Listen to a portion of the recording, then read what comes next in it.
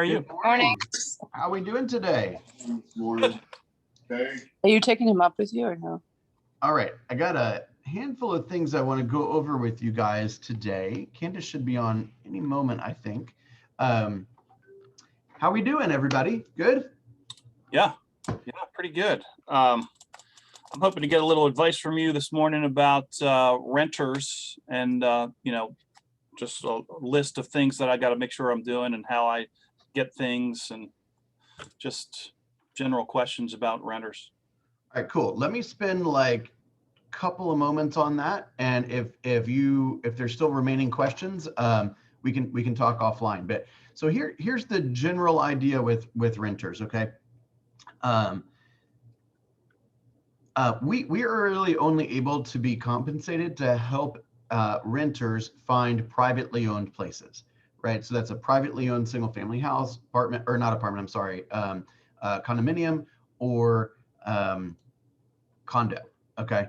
So I know there's plenty of different places to market these places and all that kind of thing. But what I would generally do is, Mike, let's say I was your agent, you were my renter. I'd ask you the things that I would normally ask a buyer, right? What's important to you about where you want to live and your budget and these kind of things. Right. One of the extra questions that you need to make sure you're asking oftentimes is, do they have a pet? All right, and what type of pet do they have? Like if they got 3 pit bulls, I'll probably pass on that one, right? Yeah.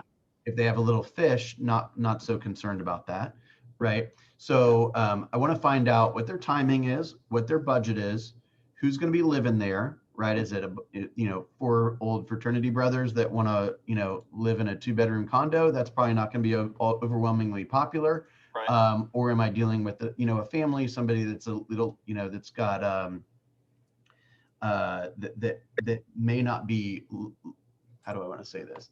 Like, I think most people honestly would rather rent to a family than 4 fraternity brothers, right? Oh yeah. Is that fair to say? So we just want to make sure that we know who's going to be living there. Generally speaking, this is not the case with every landlord, but generally speaking, the landlords are going to look for a minimum of 3 times the sum of the incomes in monthly rent. So for example, if they're renting a $3,000 place, they want to make sure that all of the incomes from all the adults that are going to be living there is at least $9,000 a month. Okay. So rent times 3 generally is the target for total family income. Okay. We want to make sure that all the renters understand, all the people over 18, that they will likely be screened. Screening is different for every landlord. Some are very thorough, some are not as thorough. When I was doing a lot of this, I like to think I was very thorough, right? We were doing a GAR application, which is basically their, where they lived, how long they lived there, credit or reference checks and that kind of stuff. I'd ask for driver's license, and I'd ask for 2 of their most recent pay stubs. So I had proof that the income was sufficient. And then we'd put them through an online system. We used a system called mysmartmove.com, and that did a criminal check, sex registry check, and a felony check. Okay, so that's when I was working with the landlord. The landlord or the property manager, if they decide to hire a property manager, will decide what the screening mechanisms are. And then you as the tenant or you as the tenant's agent will help facilitate them applying. So if your tenant has identified a property that they want, mm-hmm. You call up the listing agent and say, hey, tell me, we'd like to apply, walk us through what's required, right? There'll most likely be an application fee. Most application fees are about $30 to $50 an adult. Don't be surprised if every single adult is asked to submit an application, even if, let's say, one of the spouses doesn't work or they've got an adult child living with them that doesn't work. They're probably going to want to screen them all. Okay. Sure. Then you get all that information compiled like the listing agent is asking for, and the listing agent and the owner, generally the owner, are going to make a decision on whether they want to rent to this person or not. When they rent to this person, you'll follow the appropriate steps that they put out, right? Generally speaking, you'll pay your deposit when you sign the lease, and you'll pay the first month's rent when you move in. And pet fees generally range from anywhere from about $200 to, I've seen them as high as $1,000. I'd say about half the time they're refundable and roughly half the time they are not refundable. Let me ask you a question about the rent. I was talking to a guy that the rent listed on FMLS was like $2,900, and I talked to him last night. He's like, yeah, at least for $3,300. Is there like bidding wars on rentals too? Maybe. I mean, when I was doing a lot of that, no. But that wouldn't surprise me, honestly. Pam, have you seen any of that?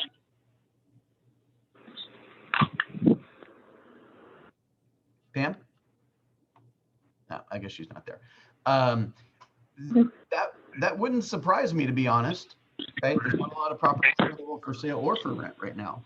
So that's why it's important to say, go to the listing agent and say, hey, anything I should know, anything that your client is particularly concerned about, so that I can, present the best case to you guys, right? At the end of the day, a renter is only concerned with pretty much two things. One is the landlord going to respect me, right? Are they gonna treat me with respect, or are they gonna treat me without respect? And the other thing they want to know is that the property is going to be dealt with appropriately, right? If there's a repair that needs to be done, then the repair is going to be taken care of. And pretty much to way oversimplify what a landlord cares about is they want to make sure that the tenant respects their home, right, and pays on time. And so when you're communicating the details of your tenant, family, you want to communicate that. Look, you got great references, great payment history.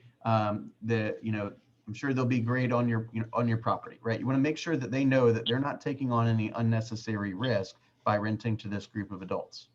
Make sense? So you think I should do background checks on them first before No. Okay. Let the landlord screen them however they choose to screen them. You don't need to worry about that. Okay. But you might, when you're setting expectations, you might say, hey, there's going to be background checks and credit checks run on you. And they're most likely going to be looking for at least 3 times the monthly income in a monthly rent, or monthly rent and monthly income.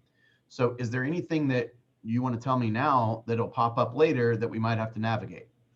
Right. And they say, well, yes, I was actually just got out of jail for attempted murder. Right. Okay. Well, we have to make a business decision on whether we want to help that family or not. Right. Or, hey, have this, sex thing from 25 years ago, but it's still in my record. Like you might want to throw that out there right away. Hey, I'm working with somebody who's very honest with me about his past. Here are his details. Is this something that is there a chance we could work together, or do you want to just tell me now that it's not going to work? Right. So and if somebody has poor credit, there's a good likelihood that they'll be asked to pay more than 1 month's rent deposit. They might be asked to pay a double security deposit, or maybe even a triple security deposit. Gotcha. Right? And so you want to make sure that your tenant has enough, is financially prepared for that. Right. Yep. Cool. Regardless of whether you actually help them buy or rent a place, you want to make sure that hey, this is a person in your community that doesn't have a real estate relationship, and that means they belong in your database. Absolutely. So even if they rent something, an apartment or something, then you want to follow up with them and say, hey, where did you end up moving to? Right? Write them a handwritten note. By the way, did you sign a 1-year lease, 2-year lease, 5-year lease? What'd you do? Right? That way you know exactly when to follow up with them at the appropriate time.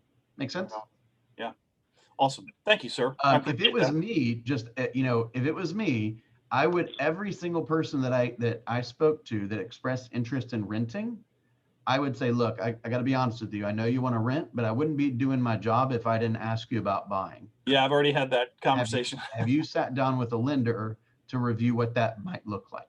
And if they say, yeah, it's not time for me, blah, blah, you're totally fine with that. But you just want to throw it out there that, hey, this could be a solution for you where you could afford more house than you ever expected, most likely. Yeah. In this situation, I think I'm going to end up with actually at least 2 buyers at the end, within a year, because it's a father and son, and they're both going to want to go separate ways and both want to buy. So yeah, I mean, I got to tell you, many of you know that a good chunk of my business was built on working with landlords and renters, and I'd like to say that like they knew I was working abnormally hard for them, and they knew I was getting paid an abnormally small amount of money. And Yeah. when Yeah, there's not a whole lot in it. you tell me, I mean, it's not in it for like, At the beginning. there's not a lot in it at that exact moment, right? If I drive somebody around and show them 5 houses and I make $300, is that worth it? I don't know.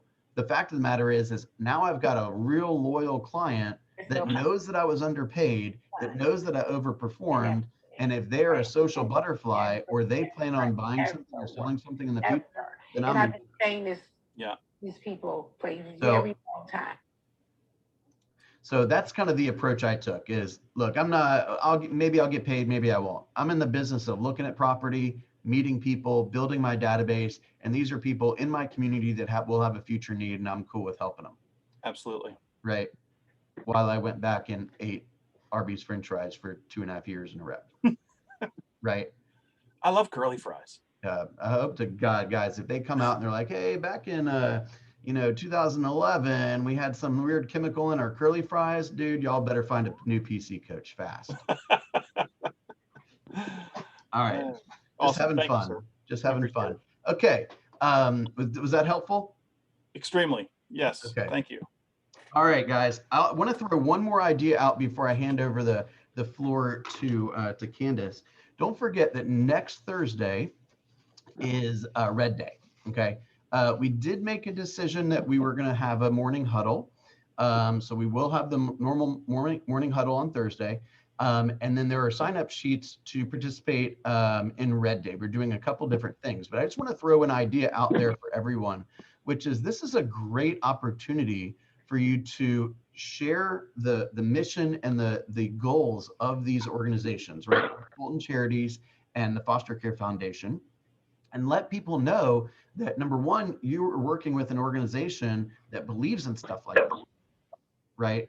That literally shuts the door of the office and sends out all of its people into the community and says, this is a service project that we're going to be working on to help these types of people, right? So let me give you an example, like Foster Care Foundation. The kids who go into foster care, like they could literally be plucked out of a house at 8 o'clock at night, and they go to this Foster Care Foundation organization with what's on their back, and that's it. Like no toothbrush, no bathing suit, no school bag, no, pants, nothing, right? So if you were to, do a little video or something and say, hey, this week we're doing Red Day. Here's what Red Day is. This is what I'm really excited about. I'm going to be, at this facility from this time to this time, or I'm going to be at my market center from this time to this time. If you want to drop off some supplies, the things we're most interested in are, boys long sleeve shirts, size 5, backpacks that are great for girls, and blah, blah, blah, blah, blah, school supplies or something, right? We've got a list of all the things they're specifically asking for. And this is a great way to touch your database and show them that you're not just concerned with speaking to them when they have a buying or a selling need. You are out there making an impact on your community members. Does that make sense? So this could be a great way for you to door knock, or for you to do video text, or calling your sphere, or doing something on social media to express how you're involved in this project. Is that cool? Any thoughts or questions on that? No? Okay. Candace, teach us some stuff. Good morning, everybody. Candace. Good morning. Good morning. So I posted what the handout is for today in the PC Help WhatsApp. All right, Bill, please. I will share my screen and so everyone can visualize it. Can't talk. Thank you. So this is a guideline. And the very first way, when we set buyers' expectations in this market, we have to be sensitive to their needs. And the very first way that we can understand where they are and what their expectations are so that we can address them is to ask questions. And it's really important to get their permission to ask those questions. I think that's very respectful. It shows that you're putting them first. So you want to ask them a series of questions like, what do you know about the current real estate market? And you'll know if they've done research, and that's an indication that they're ready to buy. If they don't know anything about the real estate market, doesn't necessarily mean they don't want to buy, but it might mean that they just don't know how to avail themselves of the resources that are out there to find out what's going on in our market. So you know that your conversation with somebody who understands it's a seller's market is going to be slightly different than a conversation that you have with somebody who understands that it isn't, than somebody who doesn't understand anything about our market. Maybe they haven't, that's their first time buying and they just don't know. So a series of questions that lets you understand how you can help them is really important. And I put just these are not all the qualifying questions by any means, but I put some suggested ones in there. These are also questions that will help you know whether they're going to be a cash buyer or whether they're going to get a mortgage. And then I always talk with, if they're going to get a mortgage, I always talk with them about setting their expectations for a lender. And the questions that I use is, are they local? Are their rates competitive? Are they responsive? Do they answer their phone calls or at least respond in a timely manner? Same with emails. Do they provide regular updates so that I don't have to call them every week and say what's happening?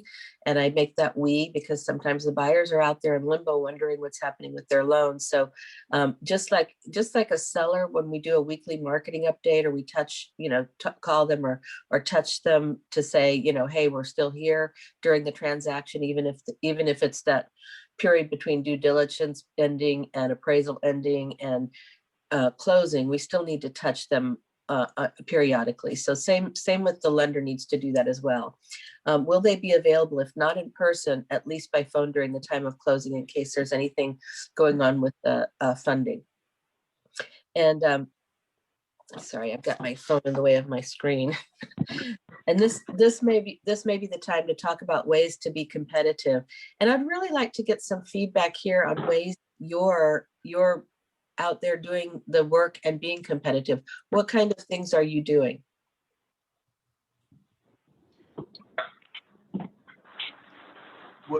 Definitely reaching out to the listing agent just to see what's important to the seller and also to build rapport. Excellent. Thank you, Anna. Anyone else?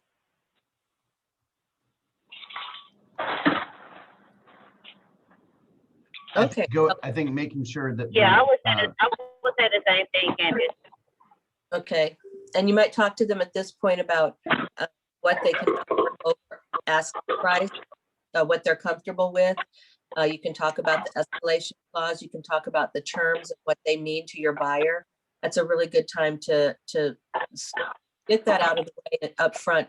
And I always want to say this, you're always going to have the buyer who says, oh, you didn't tell me, when you know you did. So it's important when you have these conversations to follow up with an email saying, here's what we discussed. So if that comes up and they say, well, you didn't tell me not to buy a car before closing, you can say, oh, remember that email that I sent you?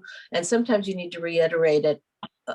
When I'm working with a first-time buyer, I'll often say to them at the time of contract, now here's where I say, this is the time when you don't do anything but improve your credit. Don't go buy furniture, don't go buy a car, just leave your credit alone or pay it down. That's the only thing you want to do with your credit. And then I reiterate that at due diligence, reiterate that at appraisal, and reiterate that the day before closing, because sometimes they forget.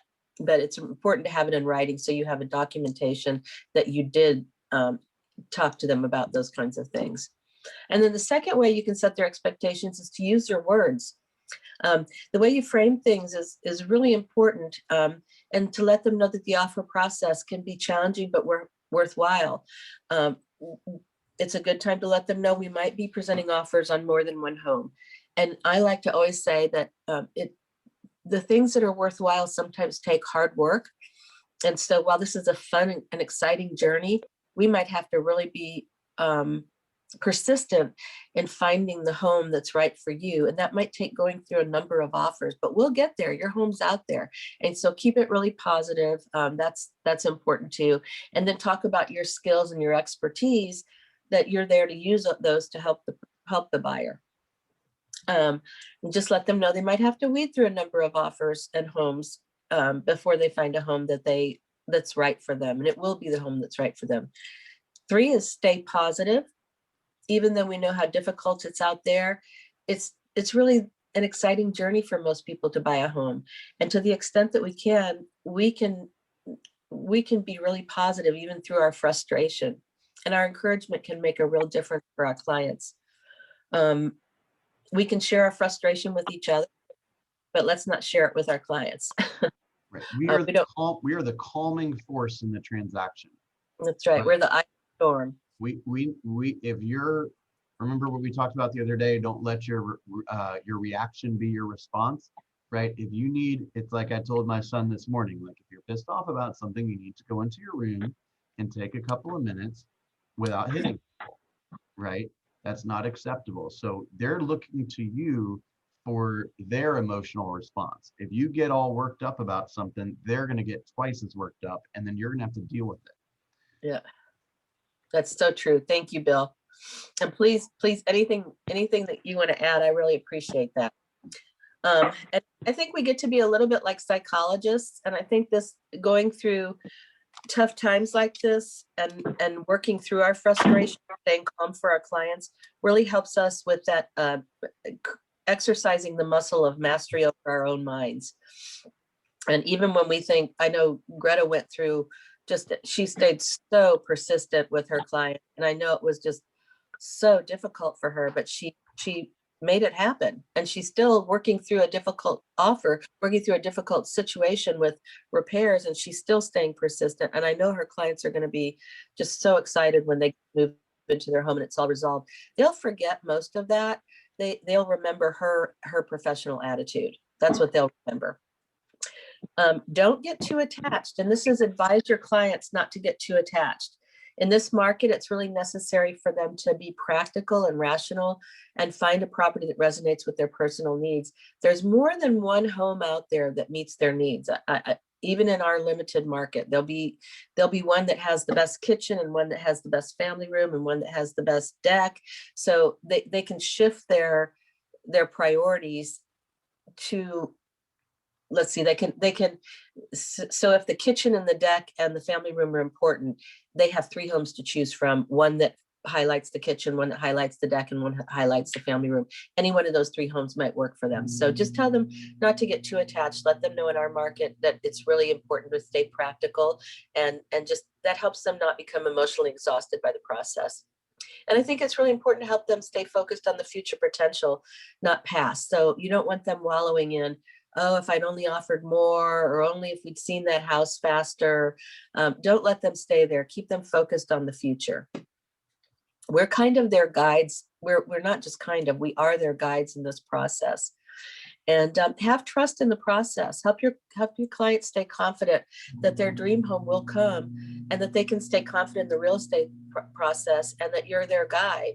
And I think it's really important to regularly reassure them, because I know when I've been in situations where I've had to wait a week for someone to tell me something, it seems like it's a month.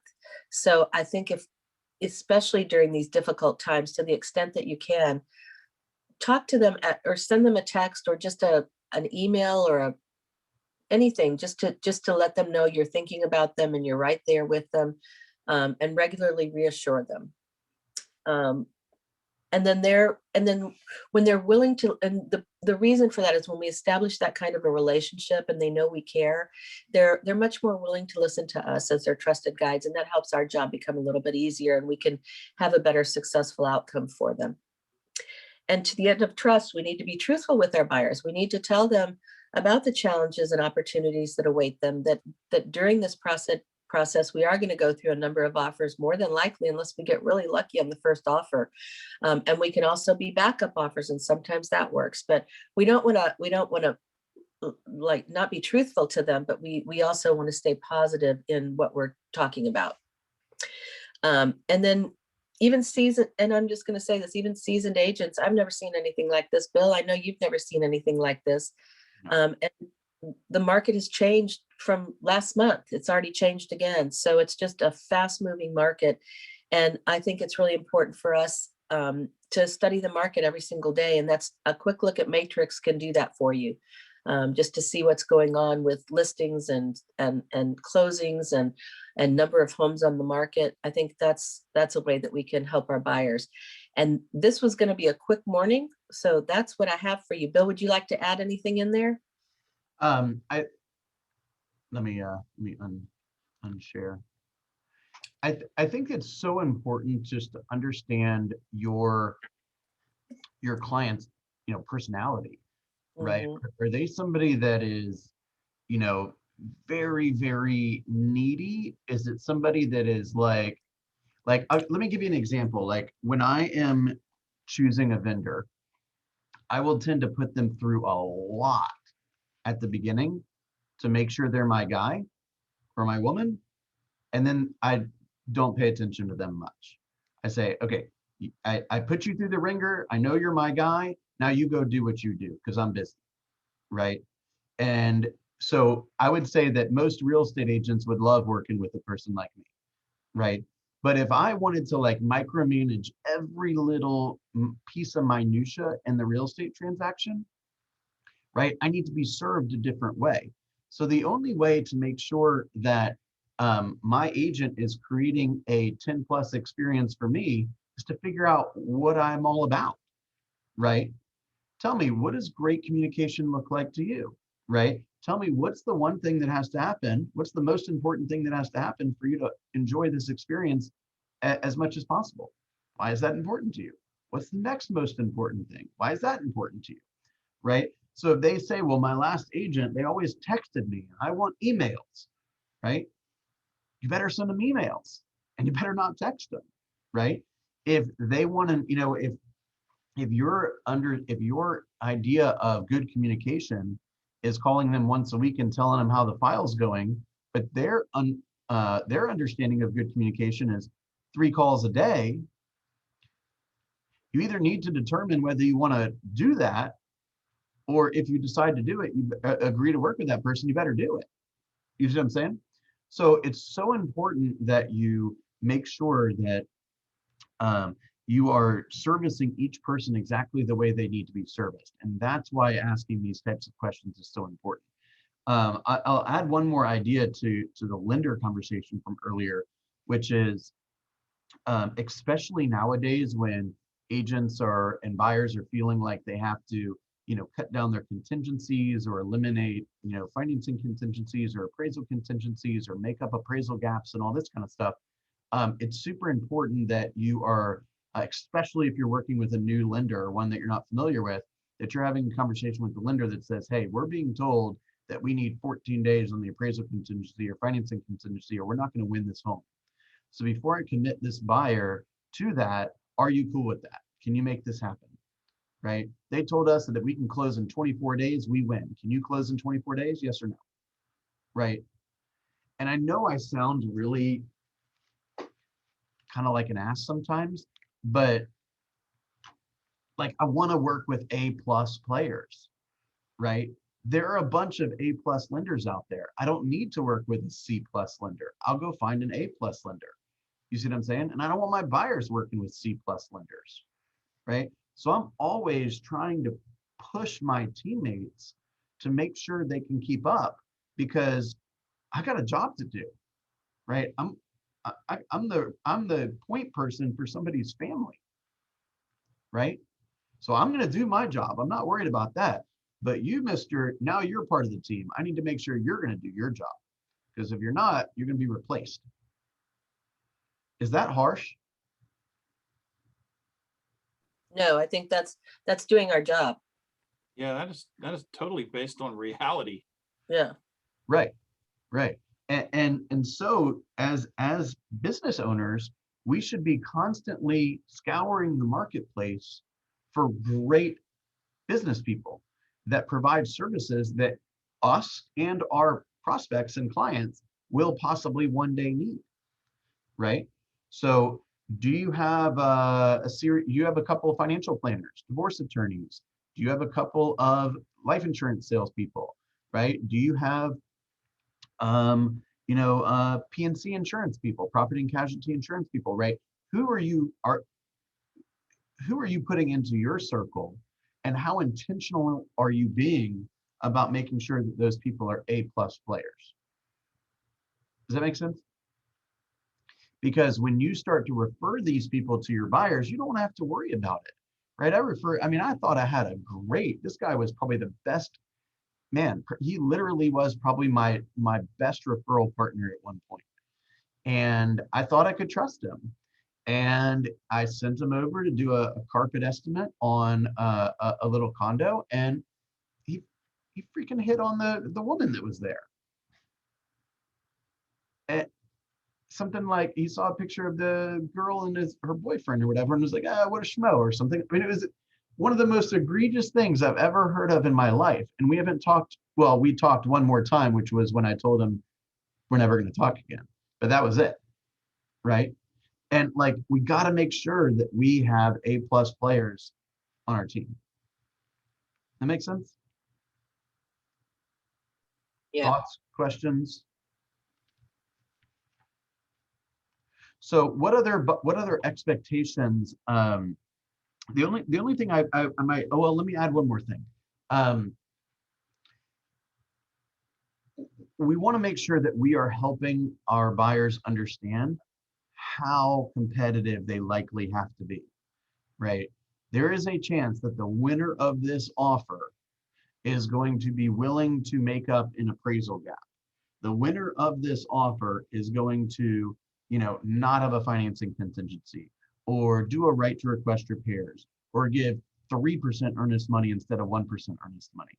So I got to ask you, how much of this are you willing to do, right?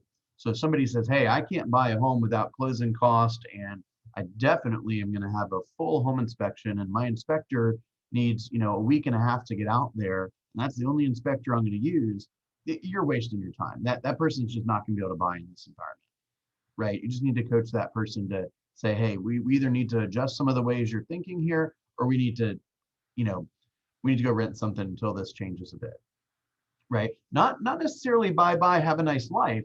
It doesn't appear like you're prepared to be successful in this marketplace. And I don't want this to be a crappy experience for you, right? And so it just may not be the right time. And that's okay. I'll help you find something to rent, right?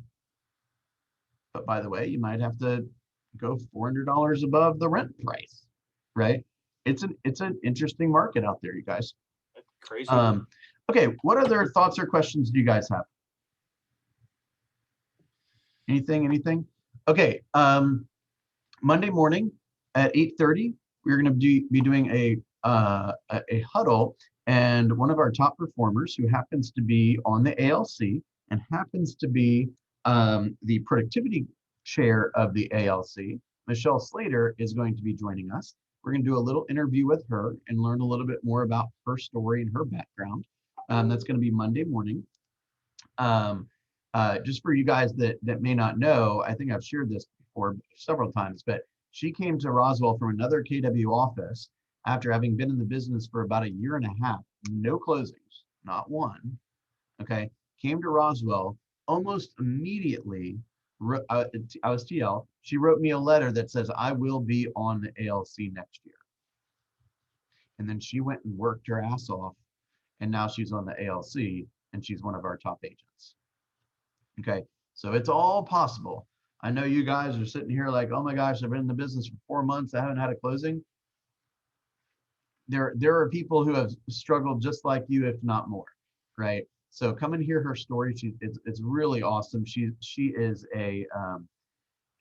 really taken it. One of her big goals has been learning how to be a business person, right? It's following the models. It's understanding, all the kind of the movement and the shifts in the marketplace, and how to excel, and how to provide just A+ experiences for her clients. So I'm excited to hear, allow you guys to hear a little bit more of her story. And we've got some pretty big news that we're going to announce on Monday as well. So make sure that you tune in. Let me see if there's anything else going on in the calendar to remind you about. From 12 o'clock to 1 o'clock today in Candace's room is going to be the Launch Mastermind. So 12 o'clock to 1 o'clock today in Candace's room is the Launch Mastermind. And the topic of today, Candace, correct me if I'm wrong, is getting all the documents together for sellers. Is that correct? That's correct. Okay, so that'll probably include listing agreement, disclosure statements, making sure, just helping a seller, helping that side of the transaction move smoothly. That could even be like, hey, send me a list of all the utility companies that you use right now. Who does your gas, who does your water, who does your internet, that kind of thing. Just to make sure that everything is buttoned up. And I'm sure Candace will be reviewing all the systems that she and others have in place to make this even more streamlined, if you will. Anything you want to add on that, Candace? No, that's pretty comprehensive. I'm just going to share how I work with sellers and the documents that I get ready and how I explain them to them. So to help it, just exactly what you said, to help it be smooth. Beautiful. Beautiful. Anyone else want to share anything before we head off for the day? Just want to add a few words on the Southeast Region New Agent Mastermind I that I went to yesterday. Felt like the whole time there was something I was forgetting. Thank you for bringing that up. All right, Donna, the floor is yours. You're welcome. So yesterday I sat in on the New Agent Mastermind. They had 2 Rookies of the Year for 2020 talking about their experiences. One was from here in Atlanta, the other one was from in Tennessee. And really the biggest takeaway that I got from it was it was very encouraging. They said that like the first few years of your business, you're really doing a lot of work, not seeing a lot of payoff, but eventually it pays off. They talked about one of the guys, Adam from Tennessee, he did a lot of shadowing when he first started at the office. He listened to conversations, he watched more experienced agents interacting with clients, and he got a lot of benefit out of that. The other guy, Trip from Atlanta, he focused on really taking care of your first clients and kind of making them feel, being their best friend, making them feel like basically like a god, because they're going to be your biggest supporters as time goes on, and that's where your referrals are going to come from. So I just found it really encouraging and inspiring, because sometimes we do a lot of work, but they said you have to be consistent. You have to keep at it day after day after day, even though you're not seeing the fruits of your labor. Eventually it's going to pay off, whether that's, this year or next year or 3 years down the line. Just sort of like Michelle, you mentioned that she didn't have any sales her first, year and a half. She said she spent that time learning, getting educated, and then, you just have to be consistent. So I found that very encouraging, and I wanted to share that. Beautiful, beautiful. Any particular quote you heard? I'm putting you on the spot a little bit, but anything that was like the most inspiring thing you heard? Well, really just about being consistent. That was it. Tripp's word of the day was consistency. His team leader, his word for the year for 2020 was consistency. And you have to look at the big picture and think long term. So he said, stay consistent and you'll get there. That was my big takeaway. Beautiful. All right. Thank you for sharing that, Donna. Welcome. We did post the video in the chat yesterday, so if you want to go back and watch it or rewatch it, that is available. And you guys go out and have an awesome day today. Thank you. Thanks, Bill. Thanks, Candace.